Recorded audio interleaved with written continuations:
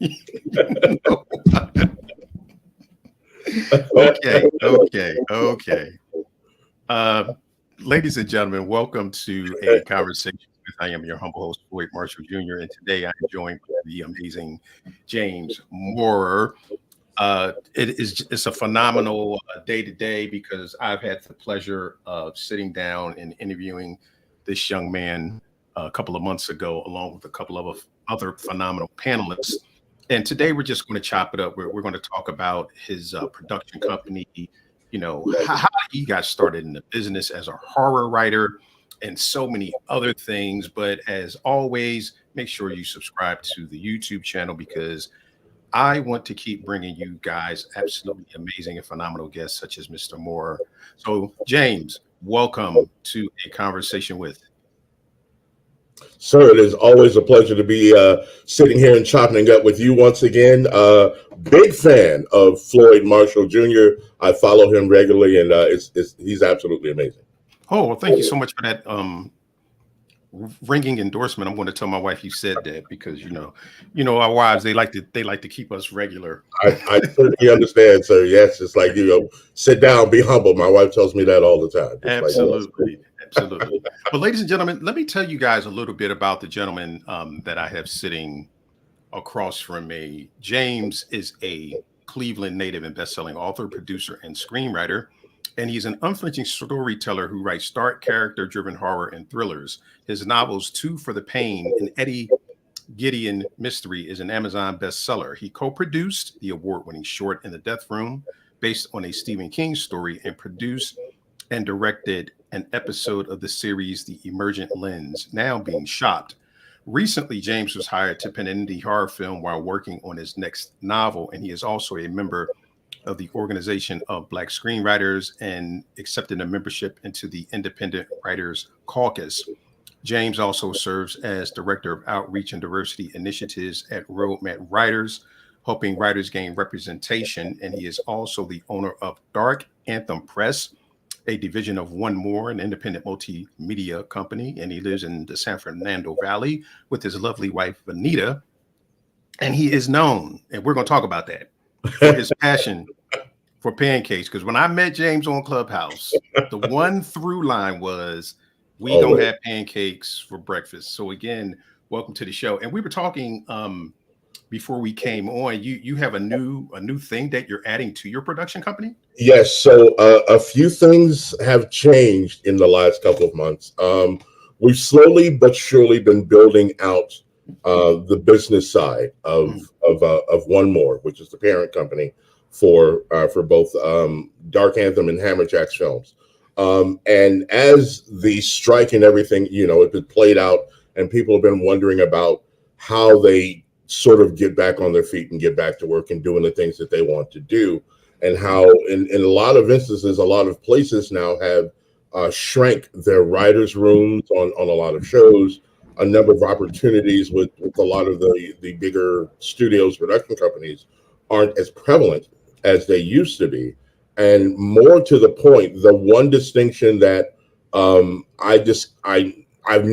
we've all known for quite some time, when it comes to literary managers and representation, especially for people of color, the choices are extraordinarily limited. And so I'm the kind of person who basically says, if there's a problem, I don't want to just sit here and moan about it. I want to do something about it. And so after careful consideration with my better half, with my partners and everyone involved, because of the way that we're launching our Dark Anthem Press, we're also going to be offering services as literary talent management.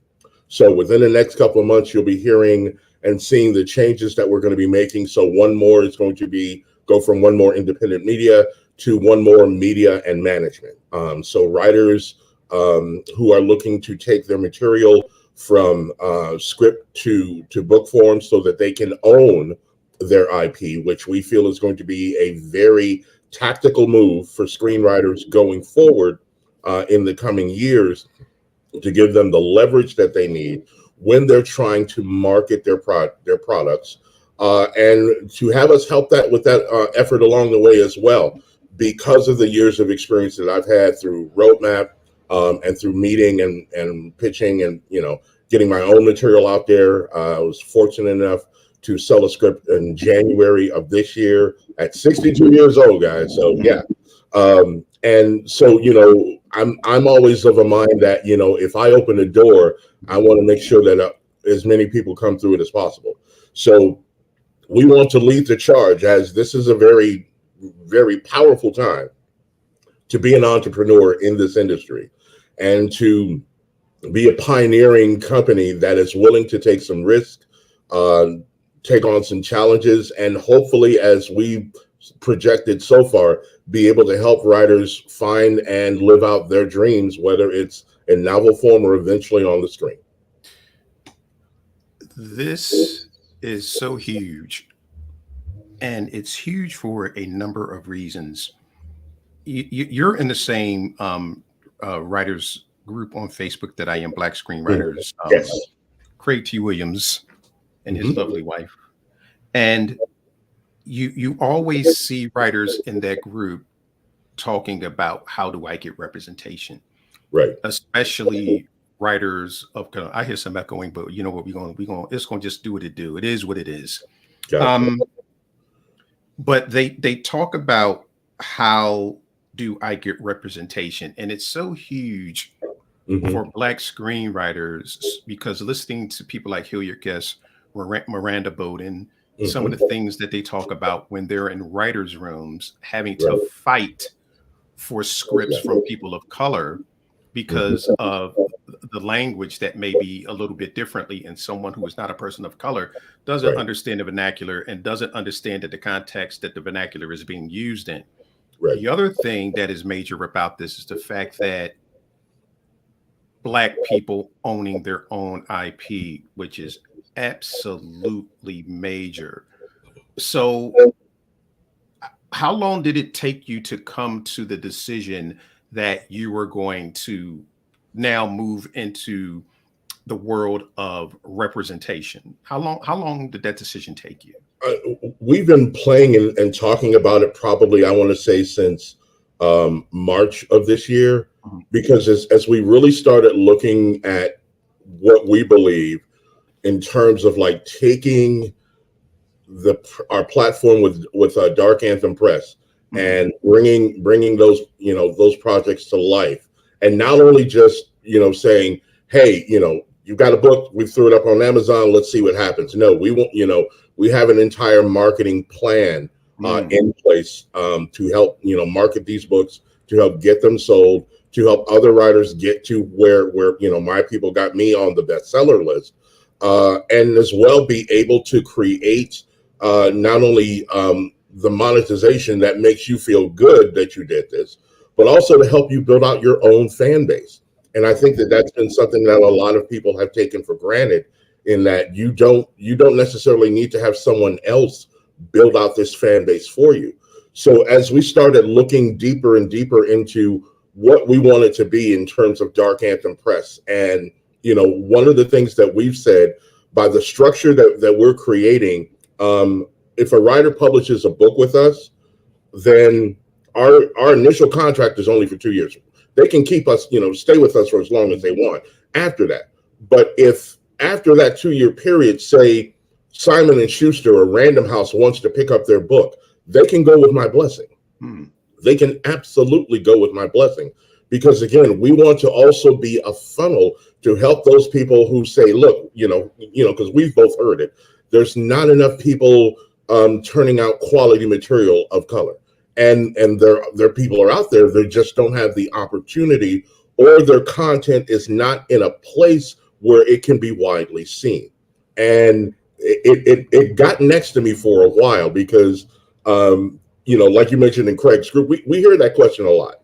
And some of the people feel as though that, it's like, well, I'm just going to do this and I'm just going to buck the system, which I don't really have a problem with. But at the same time, I'm also of the opinion that you can either plan and make sure that you do things right, or you can fail to plan and definitely, assure your failure 100%. Mhm. So I'm all about the planning. I'm all about putting everything together to make sure that this is how we know that this is going to work. This is how we're going to test everything. And I'm even using some of my own content to test to make sure that we've got all of the bugs and everything worked out well ahead of time. I've got a great editor that is working with me. She actually owned the publishing company that I published my first few books under, and now we're working together as a team. And we see the light, we see the value, and it's a much different conversation when you're going to a producer or a studio or production company when you own your IP. So, instead of having the conversation where someone says, sign here and you're giving up all rights, we're going to give you a lot of money, but you give up all rights and, for whatever millions we're going to make. Or you could be Stephen King. Or you could be like Anne Rice did, where it's just like, they pursued Anne Rice for decades before they got interviewed with a vampire. And few people know this, but Tom Cruise had to audition for her to get that role. Oh, right. Because that was a deal breaker for her. She was just like, I am not feeling Tom. And the studio went back to Tom and said, Tom, she's not going to sign off on, with you on it. And he's like, let me go talk to her. And he went down to Louisiana. He went down to Baton Rouge and met her and, read some lines and stuff for her. And she gave him her personal blessing. So having that kind of clout is absolutely amazing. And I think, and the final point on this, one of the blessings in disguise that came out of COVID is that we all want human contact. Yes. A lot of us have missed that so much. So imagine being an author, a screenwriter turned author who has now a vehicle by which you can go to your local bookstore or go to a couple of different bookstores around the country and be able to sit in front of your fans, people who've read your work and fallen in love with your work, and who will go out and spread the gospel of you simply because you took the time out to go and meet them.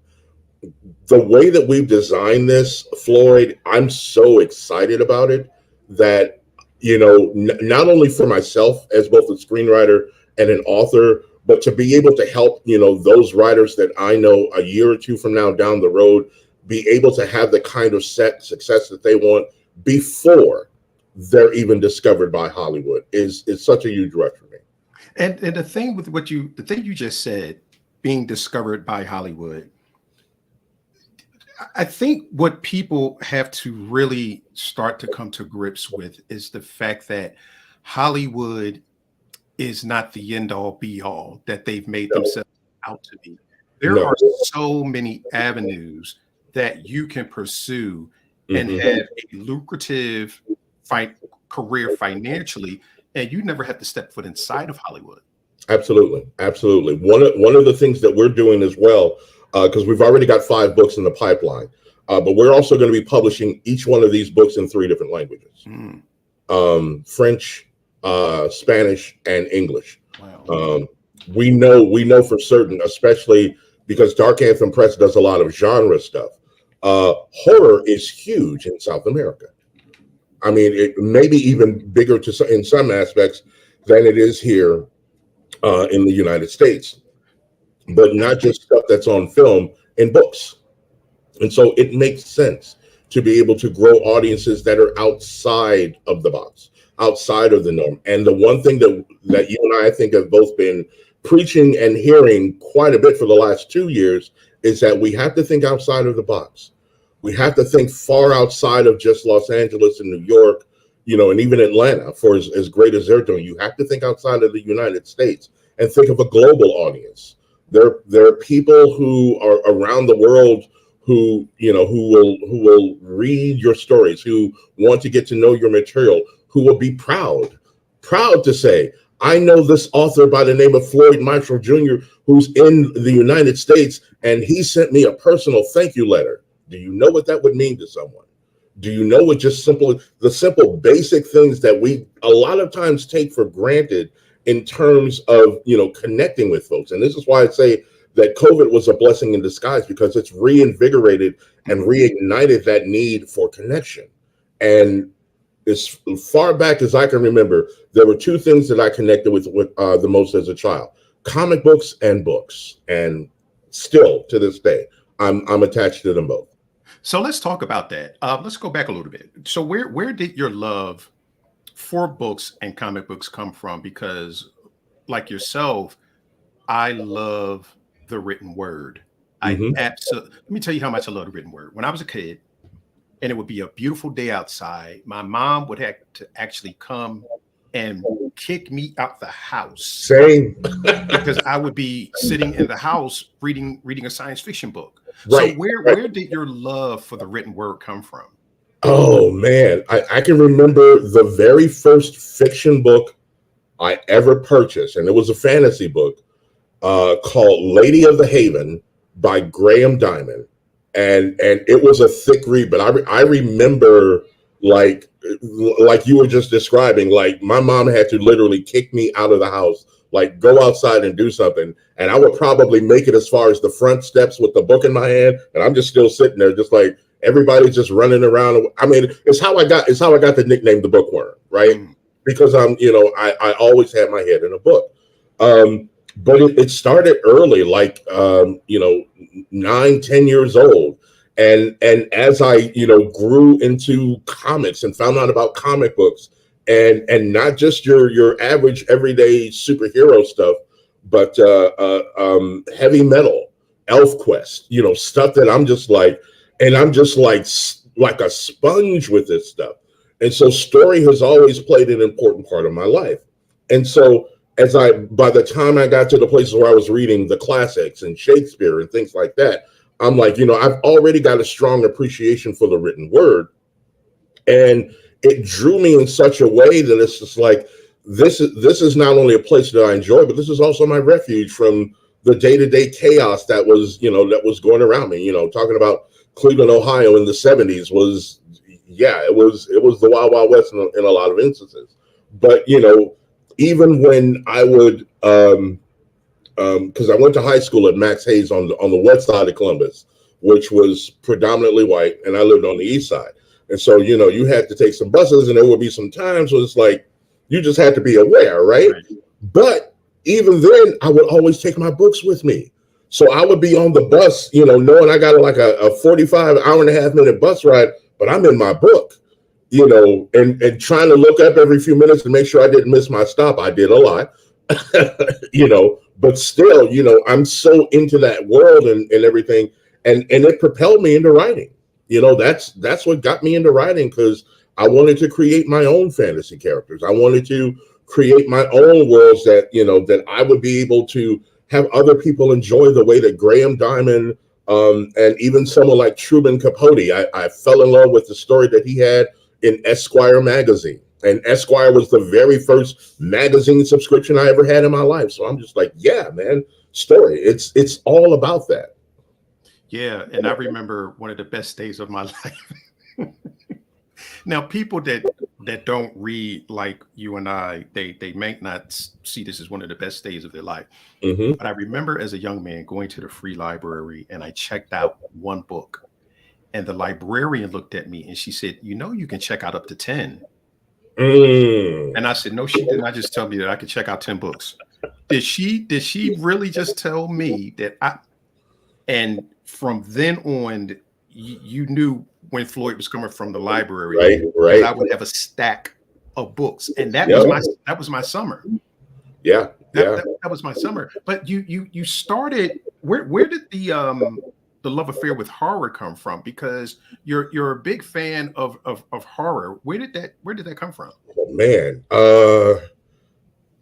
Growing up, we always had in some of the major cities, we had a Friday night show that would come on late at night called Houlihan and Big Shot. Mm. Just these two local guys who would do these little sketch comedy things, but in between they would show all of the horror movies, right? And so I weaned my teeth on all of the Hammer films, Christopher Lee and Peter Cushing, and the original Godzilla. So like my Saturday afternoons would be like watching, the double features of, the Godzilla and the Rodans and the Frankensteins, everything.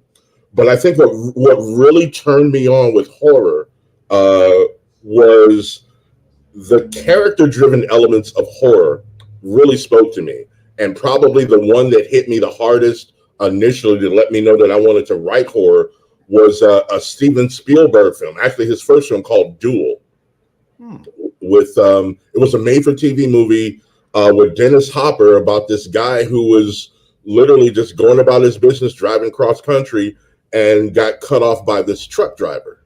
And one thing leads to another, and he is now being stalked by this truck driver. And it's just a wild ride. And the thing that got me the most was you never know who this guy driving the truck was. You never saw his face. We never knew why. It's just like he just picked this dude out just randomly, and did that. The second movie that had kind of the same feel for me that I love to this day is called The Car. Yes. And to me, The Car is one of the absolute best low budget horror films that literally by today's standards should be a modern classic, because with what they did with just the practical effects was absolutely amazing for the time. But in terms of storytelling, they did something that we see far too many movies today doing the wrong way, meaning that long before you see the movie, they're telling you the background, the story, and I'm like, just show me the poster, show me the trailer. I don't want anything else. I don't need your Rotten Tomatoes. I don't need I don't need any of that. Let me go in and judge and enjoy it for myself. And again, with The Car, it's just like, this thing just comes out of the desert and starts killing people. No rhyme, no reason. I love it, And that scene with the girl when she's like in her house and in the window, I'm just like, bruh. Still my favorite horror film. Yeah, and you know what? That's a phenomenal movie to mention because, like you said, it was low budget. There wasn't too much to it except for the car. Yes. But the thing that you find missing from so many stories today that was so obvious in that film was the fact that it was a good story. Yes. That's all you needed was a car. So talk about that. Where do you think the disconnect is coming in with so many writers of today, and frankly, so many movies of today, where their main concern is CGI and things of that nature, but story seems to have gone by the wayside for so many films. Where do you think that switch came in? I'll be honest with you. I think we have far too many focus groups and stuff like that, telling people it's like, oh, well, audiences would respond to this and they would respond to that. But I don't think you need it as much if the story was good. Let's use The Car again as an example. Believe it or not, that story had a lot of subtext, right?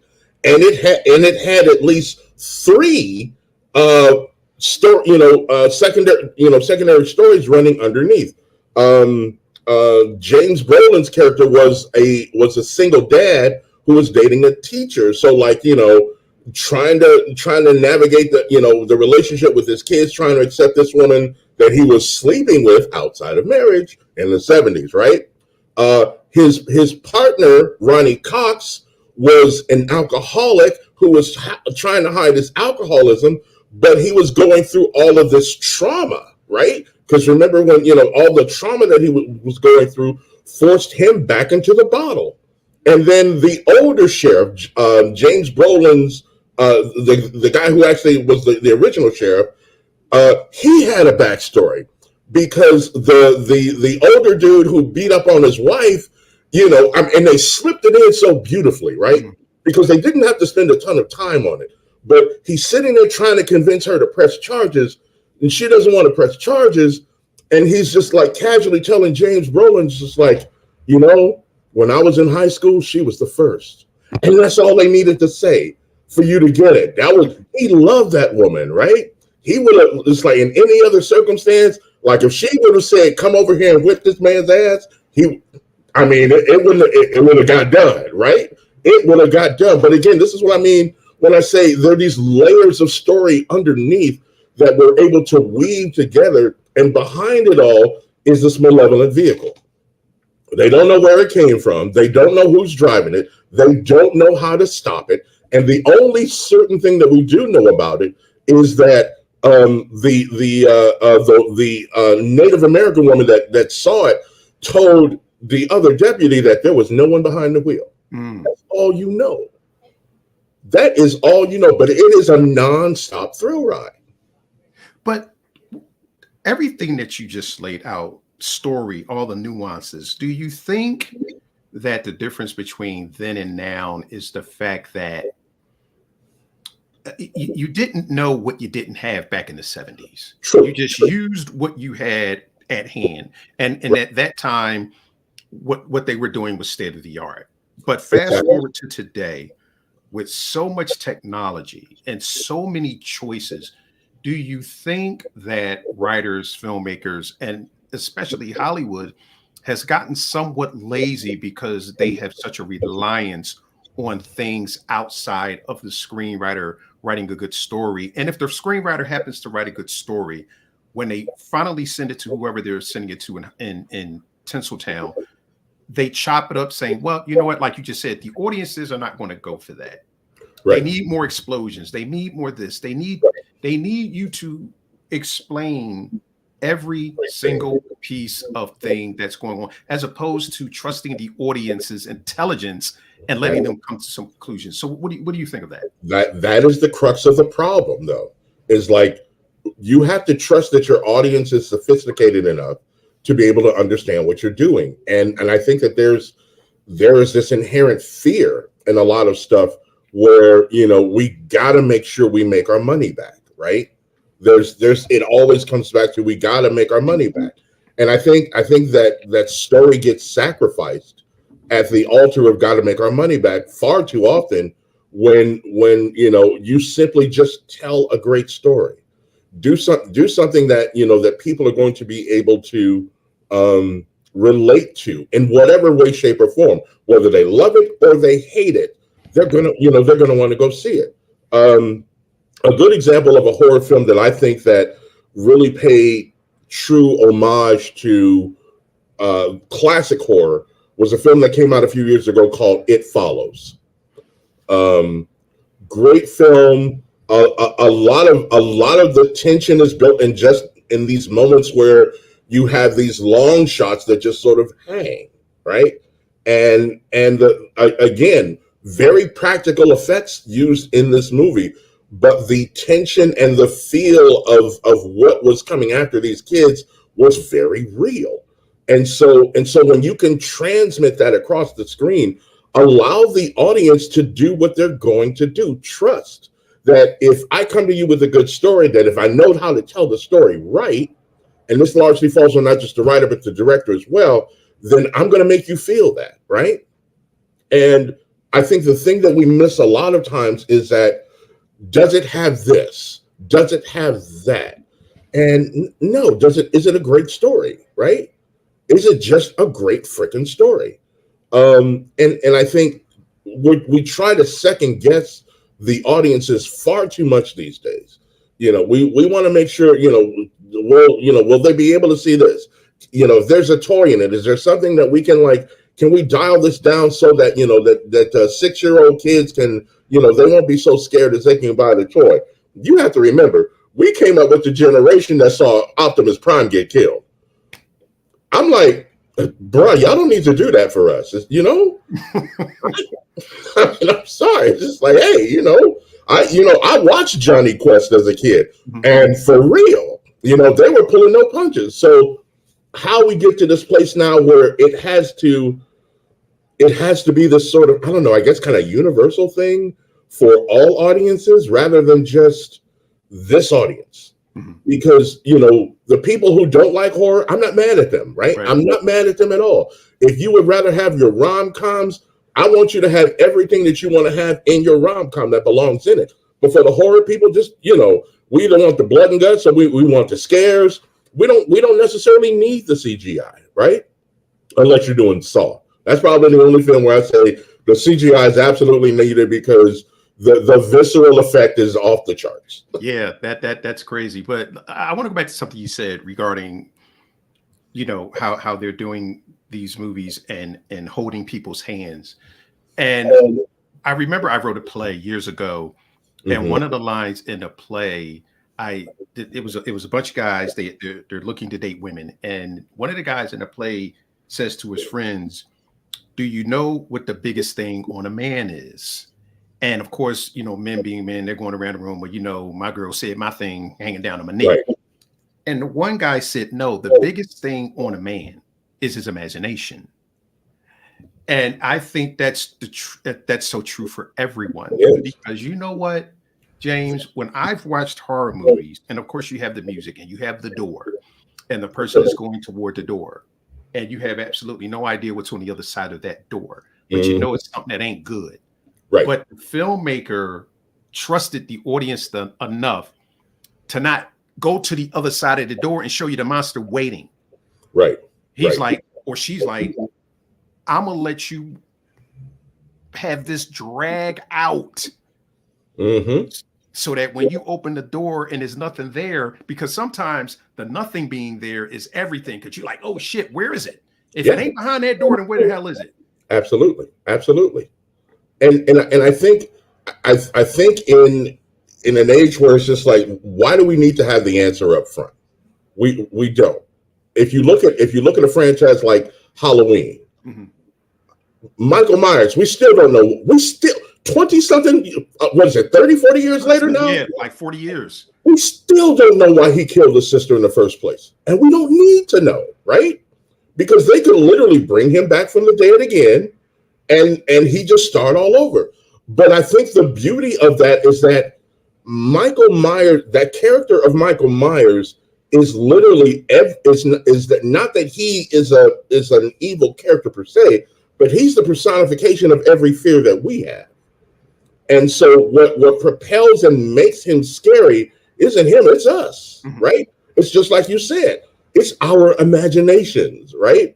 Because like ever since that movie came out, I can honestly tell you, I don't know any one person who, when they go into their, if you leave your house to go to the party or whatnot, when you come back in, what's the first thing you do? You hit all the first Turn on light some switch. lights. Yes, the very first light switch you could click, it's on. But again, this is what I mean about trusting your audience, because we carry that stuff with us forward, right? We carry it forward. And so the reason why we keep going back to Halloween 3, 4, 5, whatever the case may be, is because we kind of know what to expect, but there's that sliver of doubt that says you're going to scare me. And that's all up here. Yep. It's all up here. And you know what? It's the same thing with Jaws. I was listening to a podcast Mhm. and they were talking about Jaws and the fact that you never really saw the shark until the end. All you saw was the fin. That's it. But they had people afraid to go in the water forever. Same thing with the movie Good Grief with Glenn Close and Michael Douglas. Oh, I know who you're talking about. I can't remember the name of it, but Fatal Attraction. Fatal Attraction. That woman had men scared to go to the club for 10 years. Yes. I'm not looking at nobody but my wife. Wait. And she wasn't really over the top until the end. And I heard somebody tell me that church attendance went up after that movie. Man, listen, everybody was like, Lord Jesus, forgive me for what I was thinking about doing. Right? Because you know, films like that, again, they played on the intelligence of the audience.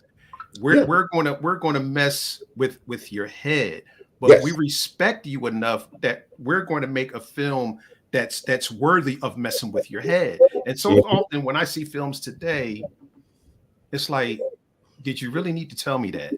You've just ruined it. Yeah. I've seen movies that like literally within the first, I want to say 20, 30 minutes, because my wife hates me for this, but I can pick it apart. And it's like, if I can pick it apart, it means like somebody didn't do their job. Right.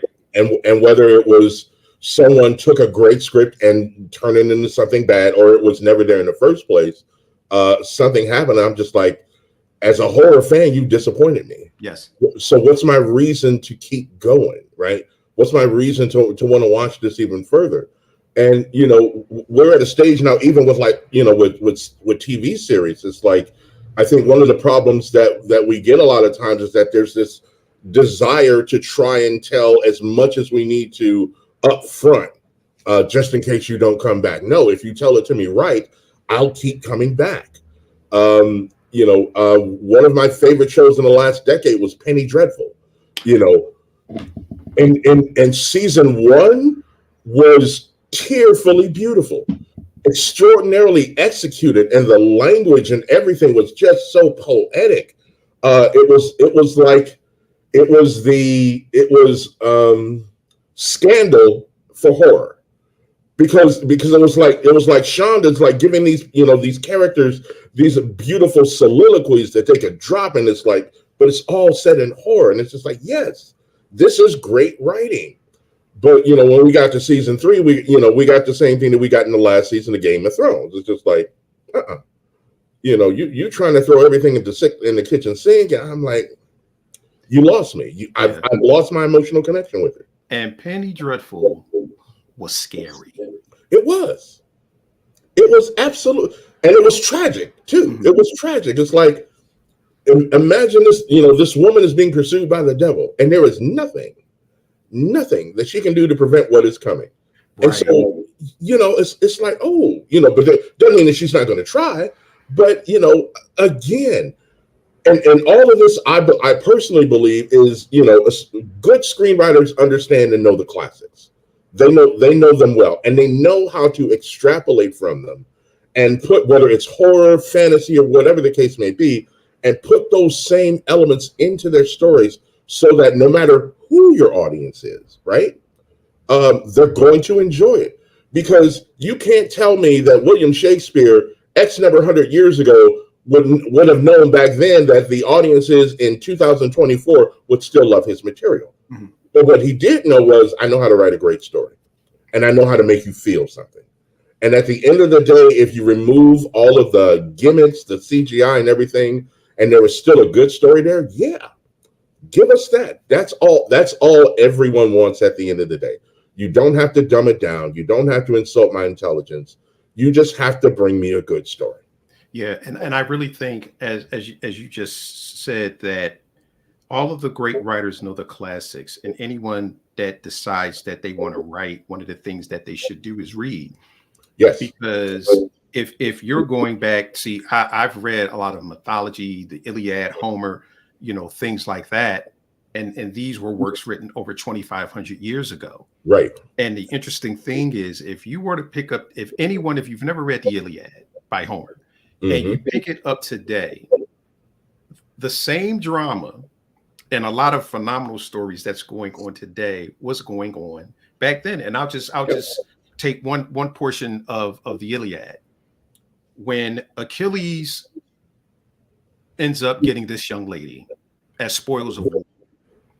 Mm-hmm. But for some strange reason, King Agamemnon likes her and says, well, I'm that guy, I'm going to take her. Mm-hmm. So Achilles says, well, you know what? No problem. I'm not going out to fight anymore. So, a lot of shit ensues. But basically, that's just some, drama between, that's like a throuple drama. Yep. Shit caught in the middle, two dudes fighting over the girl. Yep. And that was over 2,500 years ago. So if people are talking about, well, I don't know how to write a good story, I guess one of the ways, or not, I guess, one of the ways that you can write a good story is to go read a good story. Edgar Allan Poe is one of the most amazing authors out there. And the thing that I loved about his works is they were brilliantly simple. Mm-hmm. Very, very, very subtle, very nuanced, but, not so over the top where you did not understand what was going on. But his literary, the way he wrote, it just drew you in. Stephen King, same way. A lot of the authors that Lesprague de Camp, Octavia Butler, Asimov, all of those guys,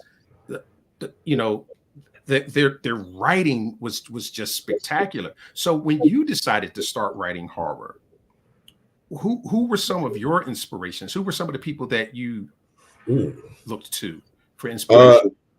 Actually, the first wasn't even horror; it was fantasy. Mm. And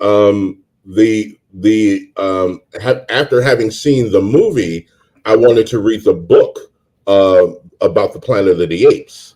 That was written by Arthur P. Jacobs, and that was the one that was just like, oh my god, because it turned so much into like, ooh, what if this actually happened?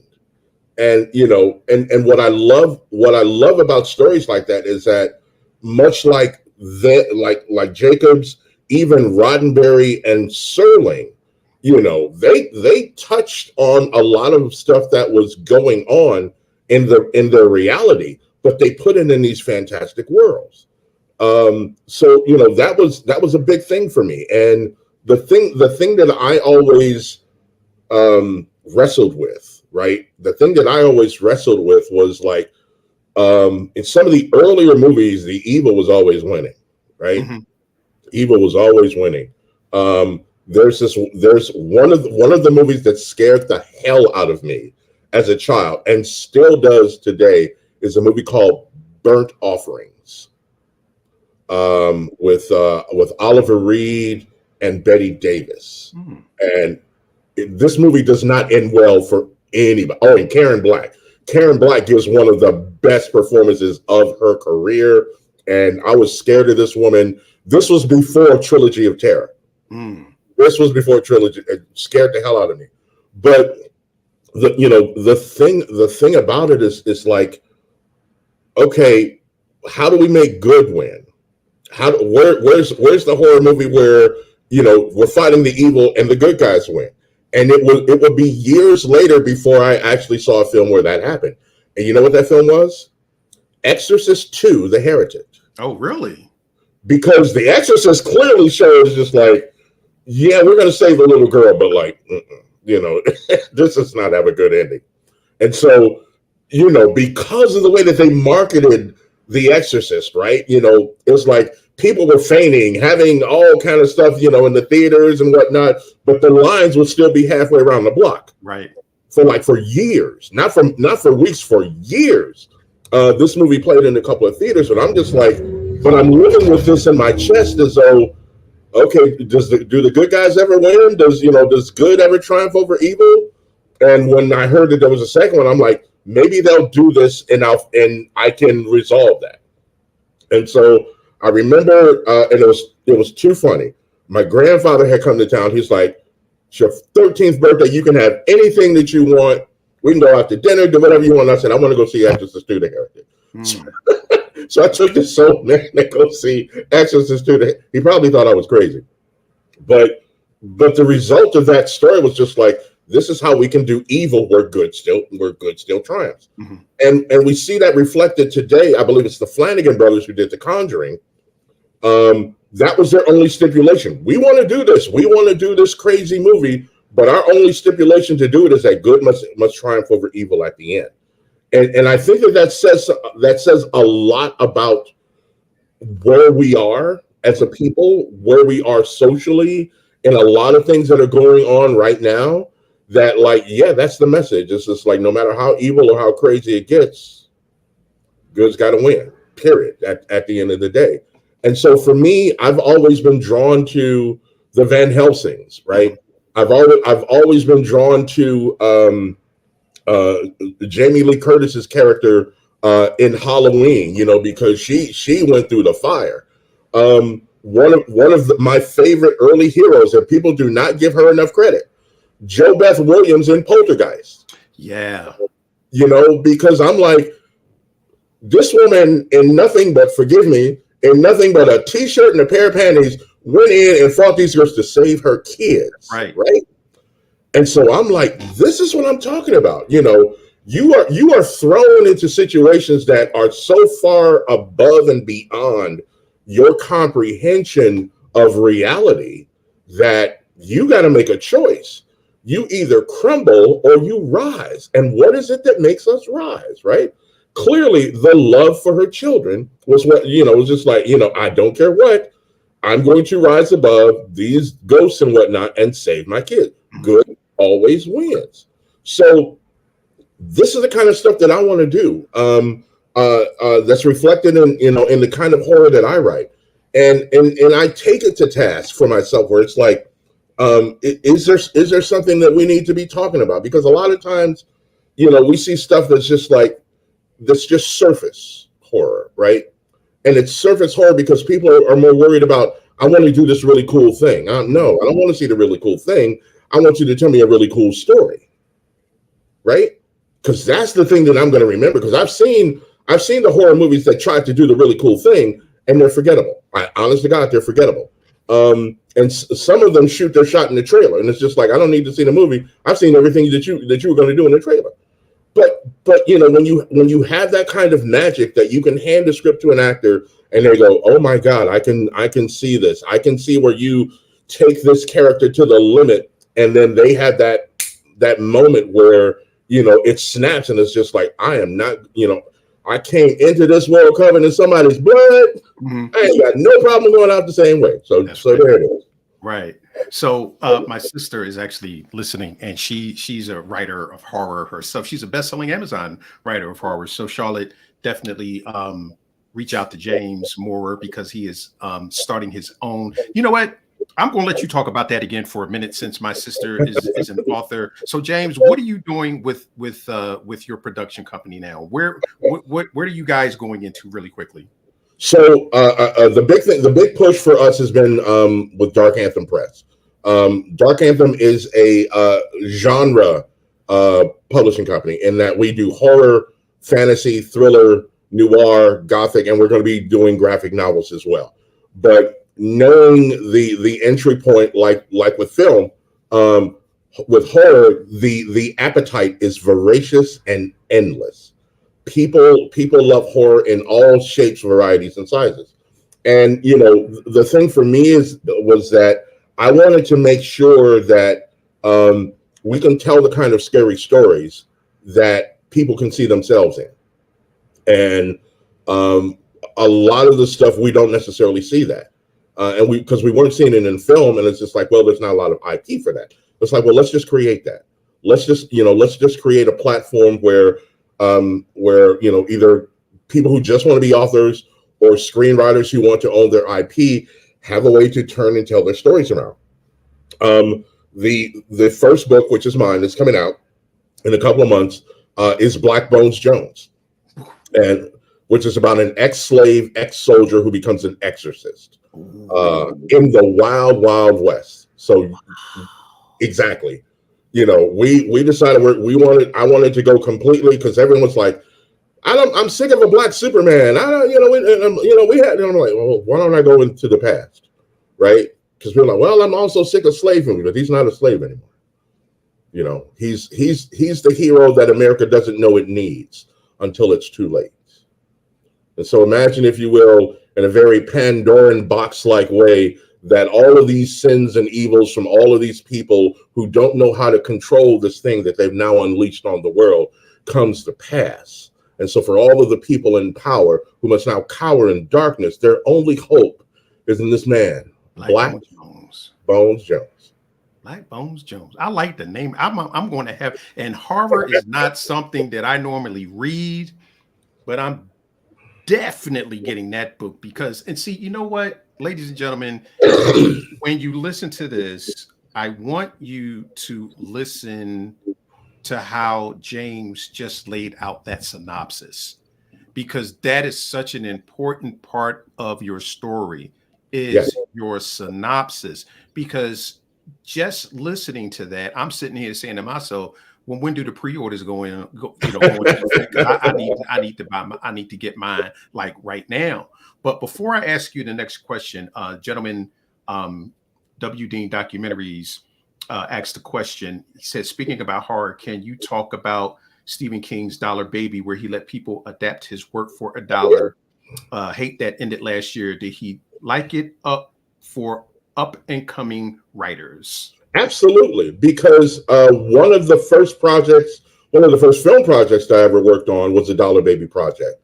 My friend Nicole Jones Dion and I produced one for In the Death Room. In fact, you can kind of see the poster Oh yeah, yeah, okay, Yeah, yeah. on the wall there.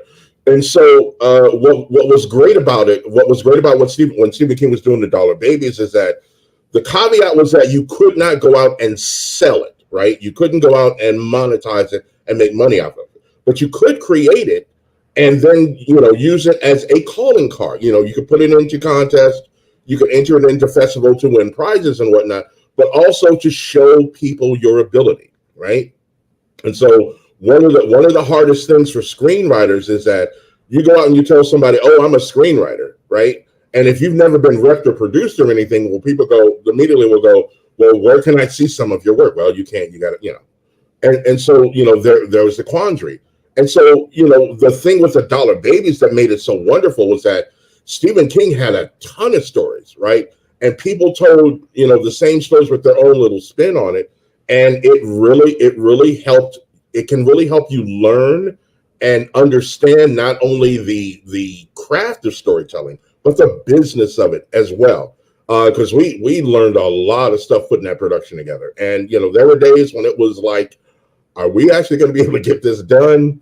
But at the end of the day, we won a number of awards from a few contests from it. And it's still that there are moments in it where I was just like, that is some of the work that I'm the most proud of, because again, we were able to take something that wasn't our own idea.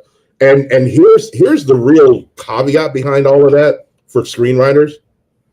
A lot of times when you're first starting out thinking you're going to sell your own work first, that's not going to happen. Someone is going to hire you to create and write a script based off of their idea. Now, that's not a bad thing at all, right? That is not a bad thing at all, because one, in order to have hired you, they must have already read you, right?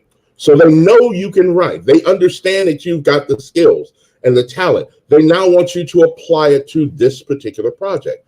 And if you think about it, it's no different than if you get staffed on a television show, right? You're working on someone else's show. It might be a show you love, but you're working on someone else's show. So there's always been kind of this sort of pushback that I've gotten from writers. It's like, well, I don't want to do other people's stuff. I want to do my own stuff. But how do you get in? Because I'm not saying that you can't get in, but you've just made that journey 10 times harder because you don't want to be collaborative. And that is a magic $1 million word in this industry. If you can be collaborative, and it doesn't mean that I'm gonna go ahead and say it. It doesn't mean you're a sellout. It does not in any way, shape, or form mean that you're a sellout. It means that you are understanding how to do business. And a lot of times people are too eager to be heard than to do business. My philosophy and my goal is, especially through everything that I've learned and done through Roadmap Writers, is that we first and foremost must always be doing business. The craft will come. The craft is there. The craft is what got us to this place where we can have this conversation in the first place. But in order to be in the places where we can get our films, our books, and all of our creative efforts in front of the people, the audiences that we want to, you have to once and for all come to grips with the reality that this is called show business, and you must be ready to do business. That means that sometimes you're not going to be able to get everything that you want, and be okay with that. Because if they understand and have stamped and approved you that, like, yo, so-and-so is collaborative, they didn't have any problem, we were able to work together, get this thing turned out, and we made it and made a bunch of money. Guess what? Now you're stamped. Now you're ready to go. Now people are going to be ringing you up going, yo, I've got this movie too. Do you think you would be able to help out? And the eventuality is that someone, as you're going up this food chain, is going to go, what else have you got? Mhm. Yeah, that is so true. It's called show businesses, and there's a reason that the word business is bigger than the word show, because Yep. ain't no show without business. And the interesting thing that you said about the $1 million word collaboration, no one is going to trust you with something that you've done or will be doing on your own, backed by their money, if Mm, they don't see how you work within a system. Absolutely. So I'm going to give you an opportunity to come on board to work with us and to even see if this is a marriage that will work. Because I think a Right. lot of times people forget that part, Yep. that this is a marriage, because we're going to be, working with each other for, 6, 7 months, a year, 2 years, 3 years. Yeah. So I need to know that I can work with you. I need to know that you're a team player. And if they're offering you, and sometimes that offer is a test, Yeah. because they want to Absolutely. see they want to see how you are. So Mhm. if your thing is, well, I don't want to work with nobody and I'm gonna do it all by myself, they're Mhm. gonna be like, okay, well then you go ahead and do that. Exactly.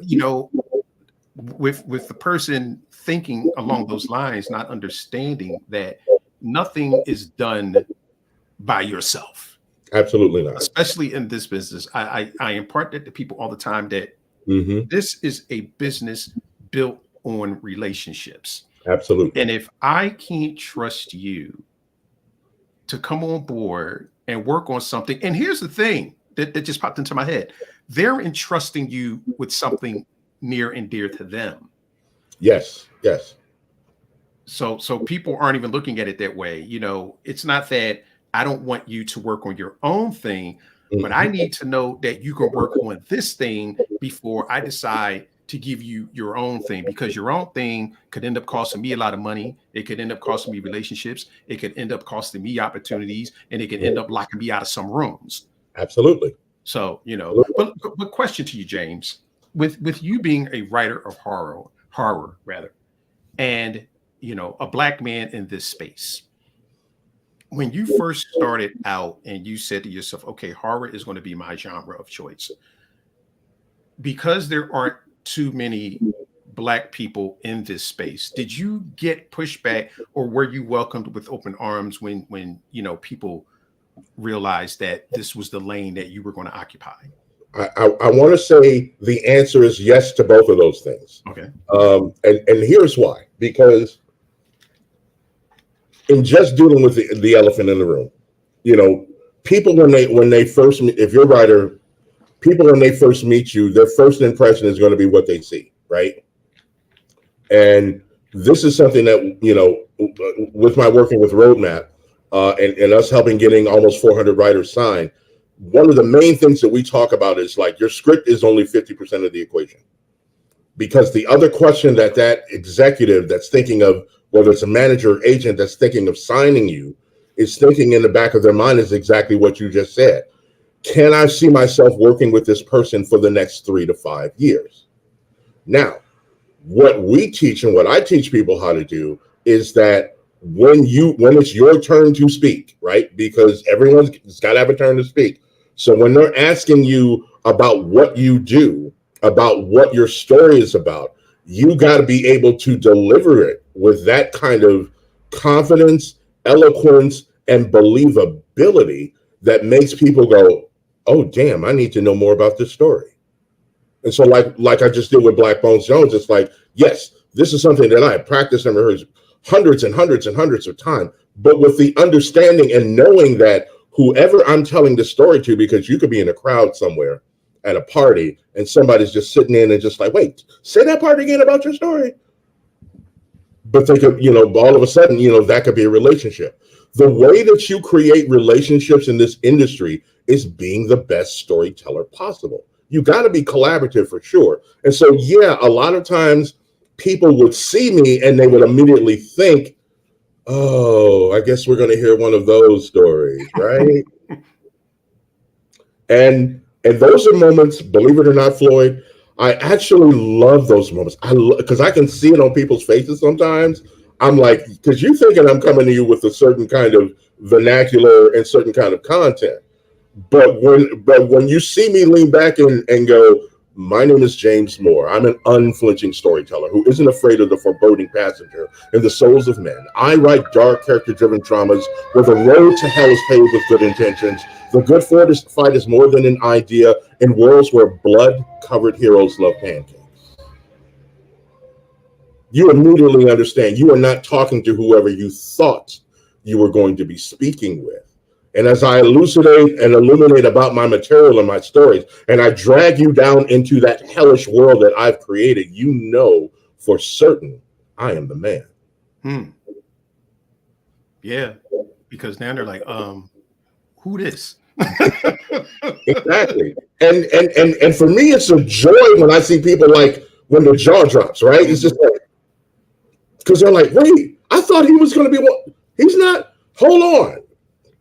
But again, this is what I mean about the business, and we get a lot of writers saying, well, James, don't I just need this and don't I just need that? No, that's half. That's only half. And the thing that we emphasize, our CEO Joey Tuccio has this saying that we all practice, that you must absolutely be a human being first and a screenwriter second, because it is a people business. It's a relationship business. And those very executives that are considering you or your material or whatever the case may be, indeed, they are taking a risk by listening to you, by just, deciding whether or not they're going to go with you. And just keep this in mind. A no does not necessarily mean no. A no may just simply mean no on this project, but not on you. And too many people miss that, because you might meet with like 100 executives. Like, let's say you're looking for a manager. You meet with 100 managers, and out of all of that 100 managers, 20 of them are like, you know what, man, I really love you. I really love your vibe. This story's not the one, but I'd be willing to read anything else that you got at some future time. Do you know what kind of goal that actually is? Because if you stop looking at it from, oh my God, they just rejected me again, and now you all up in your feelings, pull all of that aside and go, they just opened the door to do business. They just opened the door to do business. And this is what I mean about, you have to have a very different mindset about this industry, because too many people shoot themselves in the foot before they actually get out of the gate, because it's all about what you want. Mm-hmm. You're a screenwriter, and I'm not saying that your work isn't great. I'm not saying that your work is not valuable, but your work is in service of the business, right?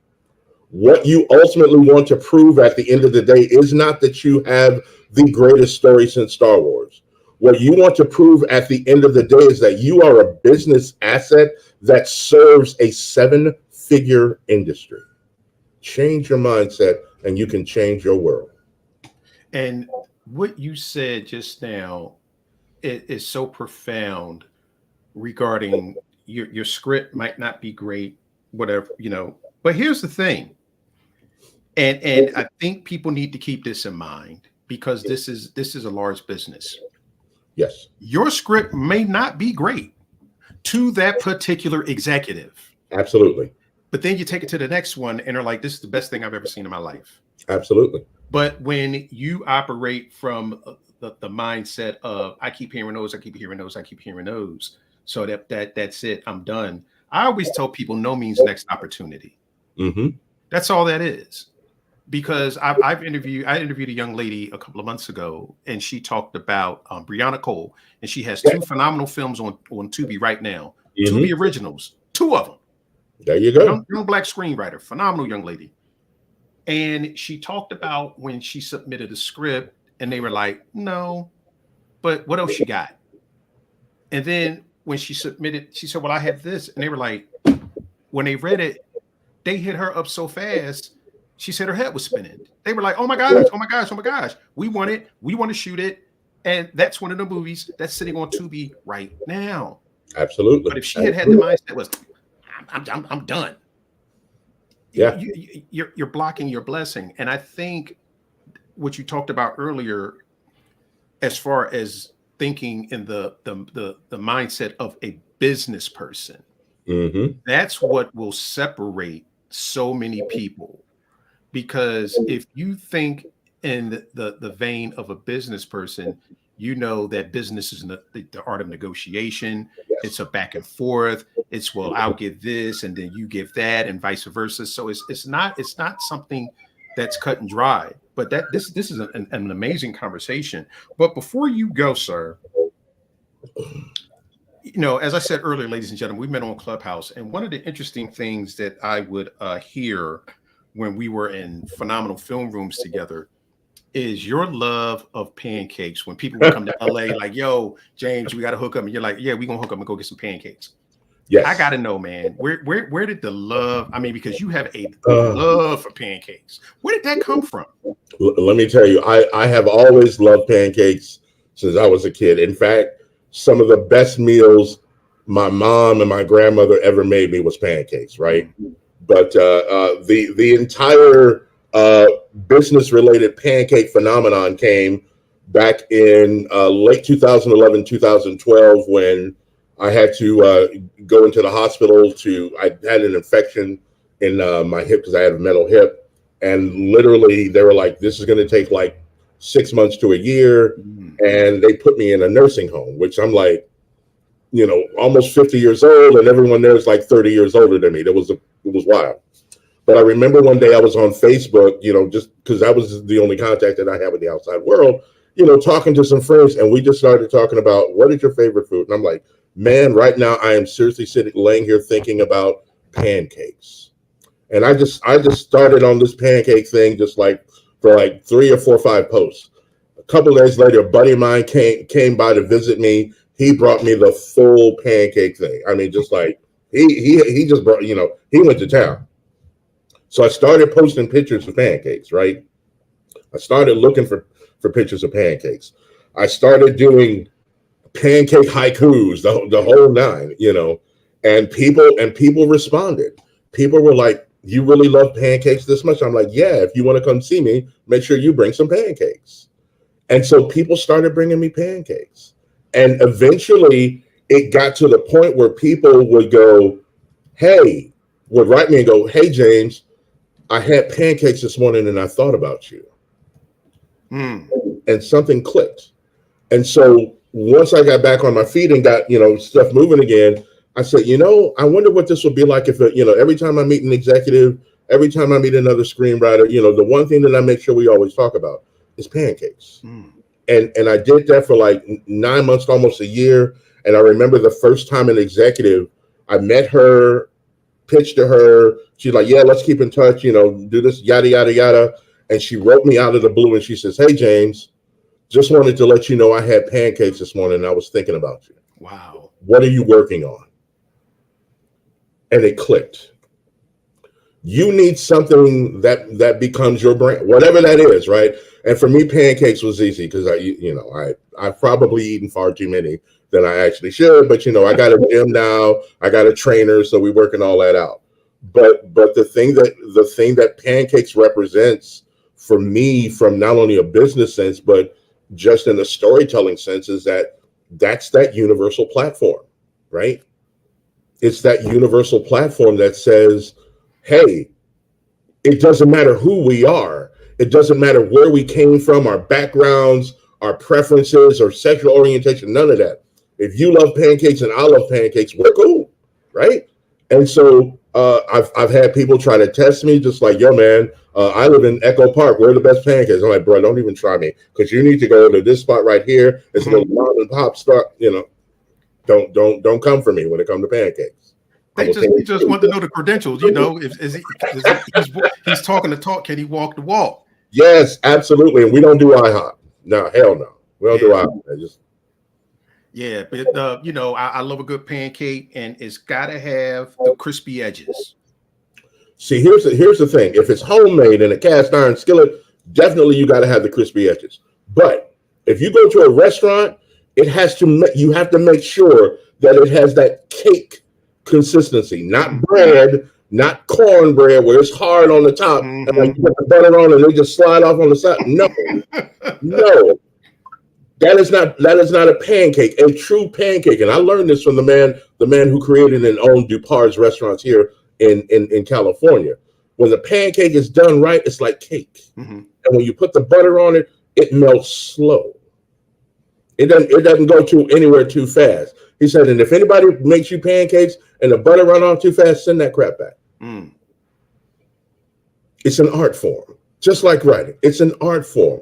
And the more you appreciate it, the more you're like, this is some of the best meals I've had.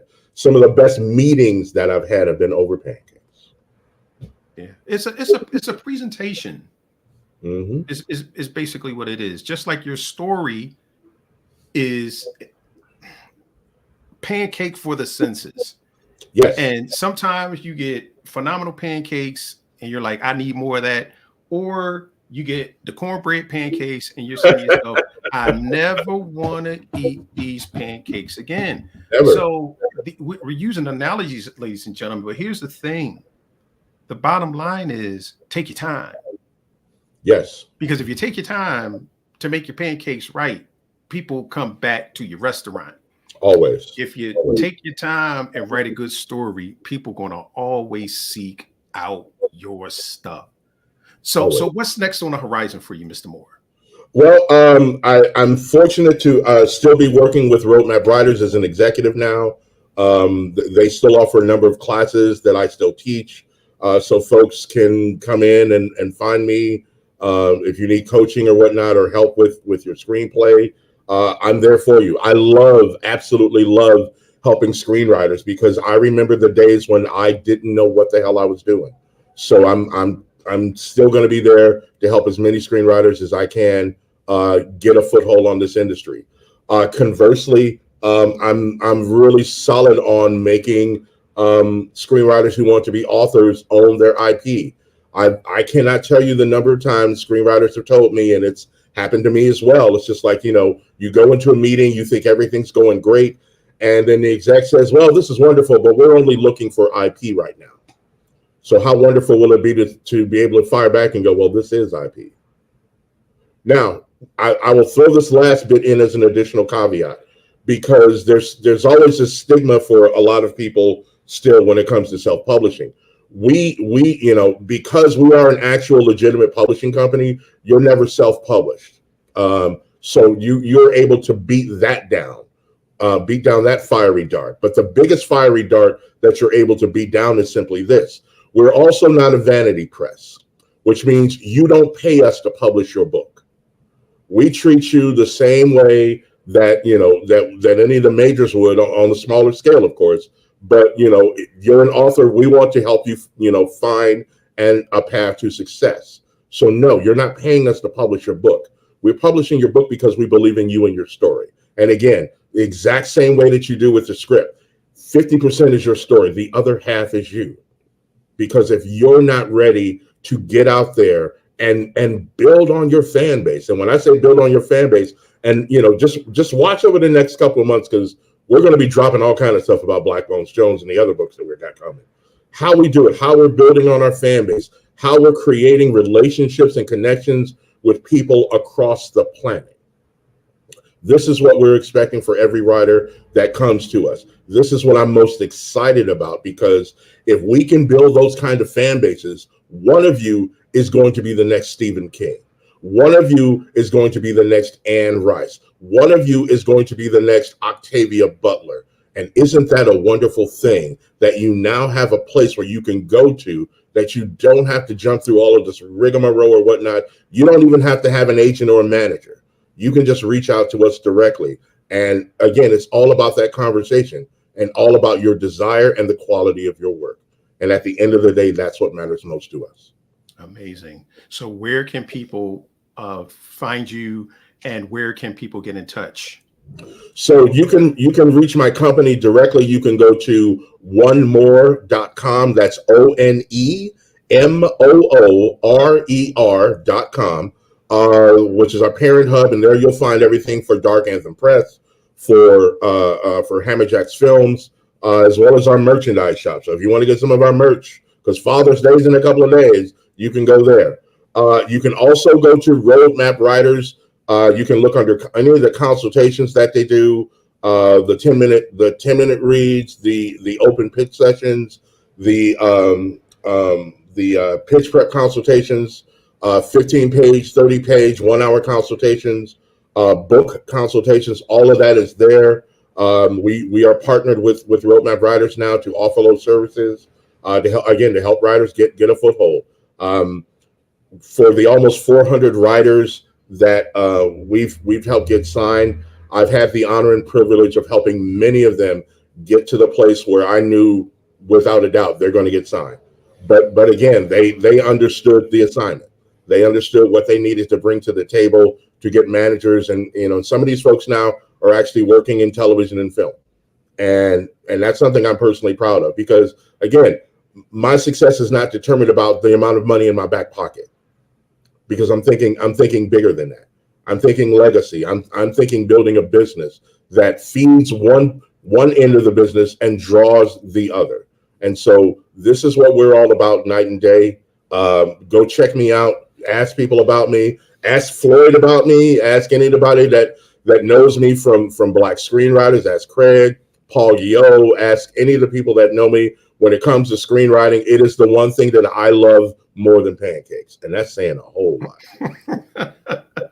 Well, James, I vouch for you. You are an absolutely phenomenal talent, and what you are doing for people in this space is just absolutely amazing. It is so needed, and the part about the IP, I don't think that can be highlighted enough. No, because so many of our people don't own our own IP. They don't understand how that works. And that is something that they need to do. If you're talking about building wealth and you're talking about building legacy, one of the first places you start is ownership. Absolutely. Because when you own it, you can pass it down. You can pass it down. So I am so excited about what's coming for you in the future, your company. I'm definitely getting the book when it comes out, so you definitely have to keep me posted. I will be definitely watching out for your marketing campaign. But this has been an absolutely amazing interview. Ladies and gentlemen, I am so happy that I took an hour and some change out of my day to speak to this good brother, James, because I always learn something. And that's the thing that I love about doing these podcasts, because I'm not only, I don't even consider them interviews. We just sitting here talking. Indeed. I learn something every time I sit down with amazing people and just have a conversation. But I hope that you've enjoyed the conversation. If you did, pass it along to your friends, subscribe to the YouTube channel. We would definitely love the support, because again, I like bringing you people like James Moore.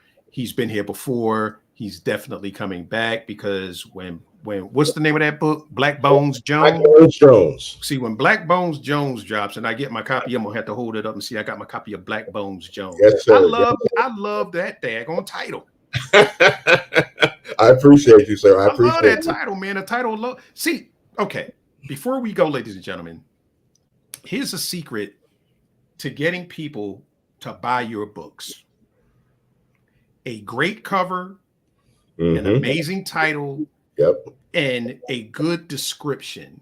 I have walked past books, and it could have been phenomenal books. I have walked past books, and I buy a lot of books simply because I ain't like the title, and I ain't like the cover art. And I'm like, I'm not interested in it. And it could have been an absolutely phenomenal book. So, but see, that goes back to the business part of this. Yes. All of that goes hand. So before we go, what would be one piece of advice you would give to someone deciding that writing is going to be the thing that I do? What would be one piece of advice that you would give them? That's a big one. We might have to take a few extra minutes on this one, but that's all right. We got time. So here's the thing that you have to understand about this life as a writer. And if I'm being 100% honest, I've been a writer since I was 15 years old. I've had that desire to want to be a writer since I was 15 years old. I didn't know everything that I needed to know at 15 years old. That's a given. But I was willing to learn. And I'm 62 years old today, and I'm still willing to learn. I think one of the things that you absolutely have to do, you must do if you want to be a writer, is you also got to be a reader. You got to read a lot. And it surprises me today how many screenwriters or people who want to be screenwriters aren't reading scripts, which boggles my mind, because I'm like, how do you know what's good or bad if you are not reading the material that's out there? So any place where you can get your hands on scripts or on books, like Floyd was talking about, sometimes it's just the title that can draw you, or the cover art that can turn you away. I can tell you about one book that I bought just based on the title alone. And once I bought that book, I became a huge fan of this author. Was Dennis Lehane's Darkness, Take My Hand. And it was not like one of these flashy, cool looking covers. It was this obscure green matted thing with it looked like it was something that, like, if it was a movie, it would have been a letterbox edition, like a black band on the front and on the top, but it was just something about that title. The more that I stared at it, I was like, I'm buying this book. And I loved the book. And, and like I said, it went on to, catapult me on all of his stuff. Another one of my favorite books that just on the title alone, Along Came a Spider. Sometimes it's just something as simple as that that will draw people into what it is that you're doing, what it is that you're creating, and make people want to, it'll hit them just the right way. So you got to be leaning on your craft. You got to be. I don't want to say that you have to be writing every single day, but I will say this. If you truly walk out of your house and tell anybody that you want to be a writer, you need to be waking up every day with a desire to write. If you don't have that, don't feel bad, because you can cultivate it, right? Just like if you decided tomorrow you wanted to get up and you wanted to start working out.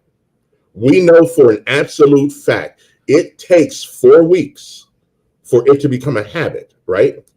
And so writing of itself can become a habit, but the kind of habit that helps you get better and better every single time you write. And please don't be afraid of rewrites. I know a lot of people who do damage to their career, who have done damage to their careers by refusing to do a rewrite. Well, I wrote it, and I'm just like, and they're like, well, James, what do you do when it comes to rewrites? I'm like, I alphabetize my rewrites, and usually of some of my best work, I've written up to versions U and V. So I've written more than 20 different versions of a script, sometimes a page one rewrite. Sometimes I flip the characters or the gender, whatever the case, to make the story successful. But here's the thing that I've learned along the way. It's caused me to become the kind of person that when I sit down to write an idea, it must have clarity, I must have focus, and I must be willing to just sit in that chair. The rule for me every single day is ass plus chair equals script. And I'm not saying that you got to do it 7 days a week, but you should damn sure be doing it 5. If you want to be a screenwriter in this industry, don't go out with just one piece of material. Floyd mentioned earlier that if they don't like what you got, like they did with Brianna Cole, they're going to ask you that question. What else you got? And too many people go, well, I've just been working on this one thing. You have now sank your ship. I tell people all the time when they say, well, James, how many scripts do you write a year? 7 scripts a year. That's including rewrites, right? So the 7 are the polished versions of all of those rewrites. I am a writer. That is the thing that I wake up every single day, eager to do, excited to do. I know that I'm not winning on every single day and on every single page, and that's okay. Don't shoot for perfection. Know that whatever your first draft is, it's going to be crap. Accept that. But know that from that crap, you're going to be able to build a palace. Something that is going to make people want to stand up and take notice of you. And finally, people talk a lot about imposter syndrome in this industry, especially when it comes to screenwriters, because there's this stigma that you have to have sold or have produced or have whatever the case may be. And even if you've done those things, if you haven't made a certain amount of money, that you're not a real screenwriter. And I say it's all bullshit. I say if you truly believe in your heart and mind that God gave you this gift and gave it to you to express your talent and clearly, for whatever reason, express the things that he wants you to say through your work, Who is any other person on this planet to tell you no?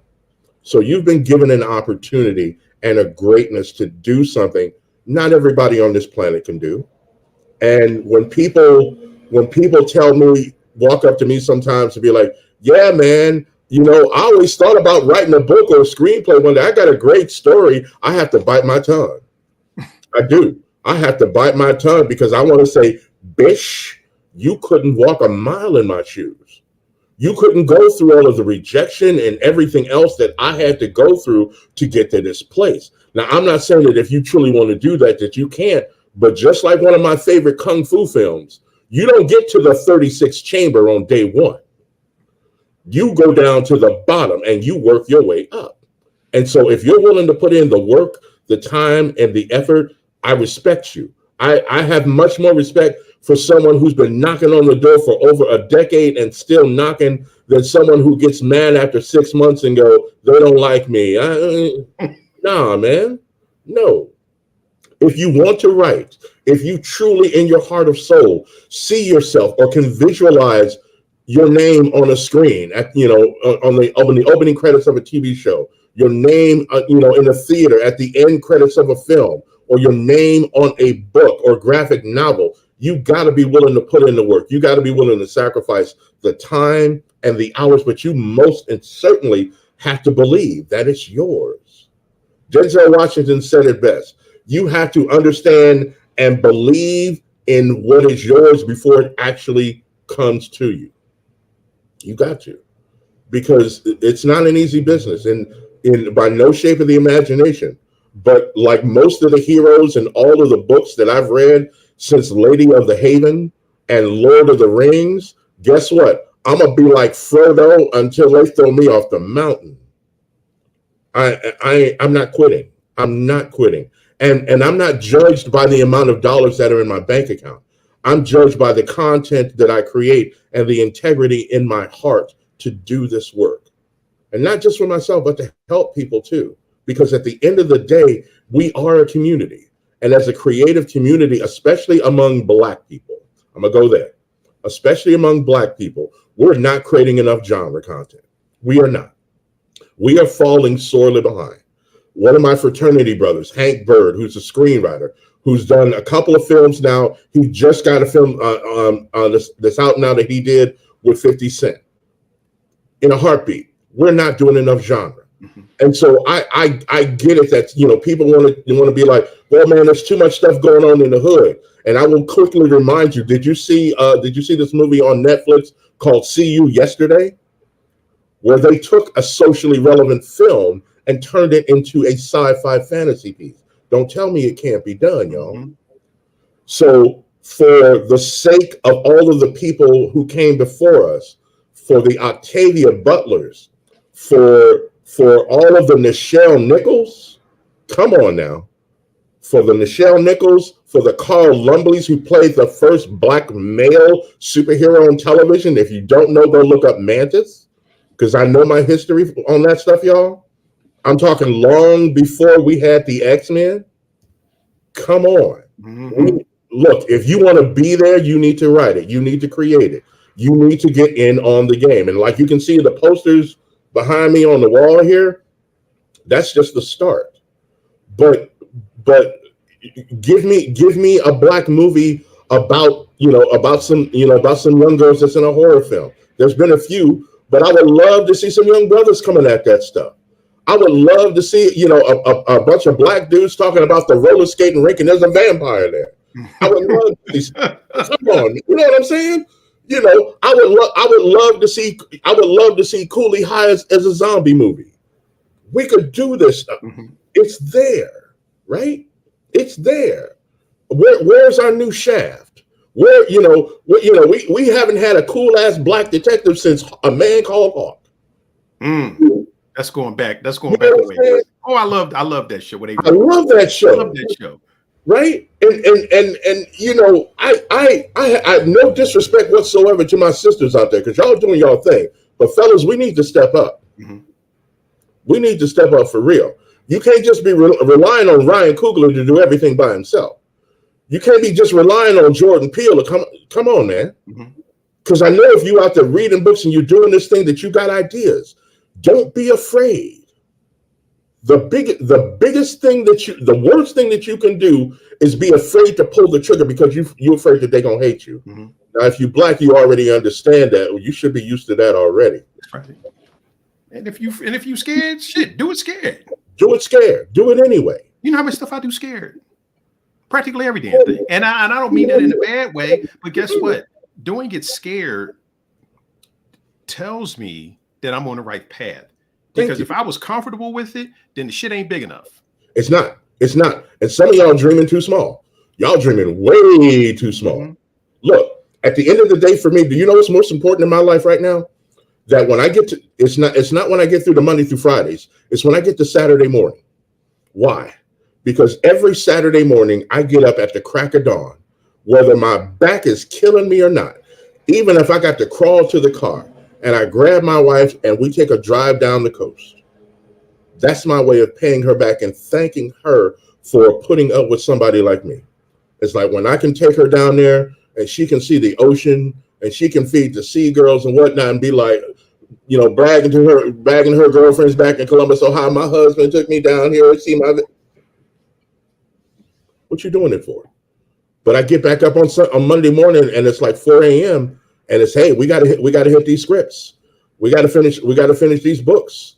I'm already working on my next book. If you like Black Bones Jones, you're gonna love Suffer the Widow to Scream. I know what I'm doing, but I also love what I'm doing. And I know that no matter what, at the end of the day, it is still a process that I'm always learning. And I'm learning from other people. I'm learning from other places. I'm learning from other work. So I am reading, I am writing, I am researching, and I am believing. I am believing. Those are the four things, right? Those are the legs of my table that I build, that I continue to build on. And I want to build as big a table as possible because I love a cookout. I love a backyard cookout where we got 20, 30 folks. But if we could do this business the way that I want 300 folks. Mm-hmm. I want some of you there. One of the best things, and this is right around the time that me and Floyd first met on Clubhouse, one of the best things that I ever heard, I remember one day driving, listening to one of my motivational things, was someone who had said something about 2022. And the brother was like, I want, this was not the year that I wanted. This is not, with COVID and everything, this was not the year that I expected to have. I want a refund. And the lady looked at him and said, we don't do refunds. Figure it out. But he said this. He said, by the end of 2022, some people are going to have a better body than they did in 2021. Some people are going to start a business. And this is what got me. Some people are going to write a book that they hadn't even thought about. And that hit me hard. And I was like, here we go. So I challenge each and every one of you today that are listening to this message. And I thank Floyd for doing this today. But I challenge you. Is there a dream? Is there an idea? Is there something that you've thought about doing that you have not yet pulled the trigger on? Answer me this question. Do you know who you're hurting by not pulling the trigger? Because the legacy and the blessing that's been given to you is always done in the service of blessing other people. So if God gave you that blessing, who are you to deny the people that you're supposed to bless because you're scared? Don't act like Jesus didn't have his moment in the Garden of Gethsemane. I'm keeping it real for you. Go be epic. And don't let nobody tell you that you're not good. Don't do that. Stay strong. Start writing. If you haven't started already, keep writing. If you are writing right now, and even if it feels like that you may not get there, keep going anyway, because at the end of the day, ain't nothing between you but air and opportunity. And we all still breathing. That's all I got. Woo. Ladies and gentlemen, masterclass, master motivational speaker right here, James Moore. He is not only a phenomenal author, but he's also a motivational speaker. And if that does not motivate you to get up and do it, and that's I'm gonna have to make that a saying. I'm gonna have to do a reel on that, because it's so true that if Christ himself can have a moment, And it was a major moment. It was a But major moment. at the end of the day, he said, not my will, but your will. There it And is. if you are operating with a gift, it is not yours to keep. It's not yours to keep. Because you were given that gift for a reason. And Denzel talks about that. Yes, he does. The fact that you were given a gift, you're supposed to share it. Yep. You know, God didn't give it to you for you to keep it to yourself. That's why he gave it to you. That's why he gave it to you. 100%. So take action, ladies and gentlemen, because the worst thing that could happen is it doesn't work. But then you build on what did, you throw away what didn't. But if you don't do anything, that is a 100% guarantee of failure. Yep. And you have so much to offer. And just let me say this. Stop thinking about what other people might think about the thing that you're doing. Deion Sanders talks about that a lot, that he ain't worried about what you're thinking. He ain't. Because he has that much confidence in himself that your opinion of him does not matter. And people's opinion of you should not matter if it's something on your heart that you want to do. So I'm going to end it on that note. But before I do, W. Dean Documentaries, and this is so true, he said that Ava DuVernay says, if our dream only includes ourselves, it's not big enough. And that is so true. Yep. If you dreaming solo, there's a problem. There's a problem. If that dream ain't encompassing everybody, with that 20, 30, 300 people at the cookout, what's the point? Yep. What's the point? That ain't no fun. That ain't no fun. Ladies and gentlemen, thank you for hanging out with us. W. Dean Documentaries, thank you so much. Thank you to everyone else that was here tonight. This was an absolutely amazing conversation. And as always, love this like a hobby, but treat it like a business. Have an absolutely amazing week. Peace. See you guys.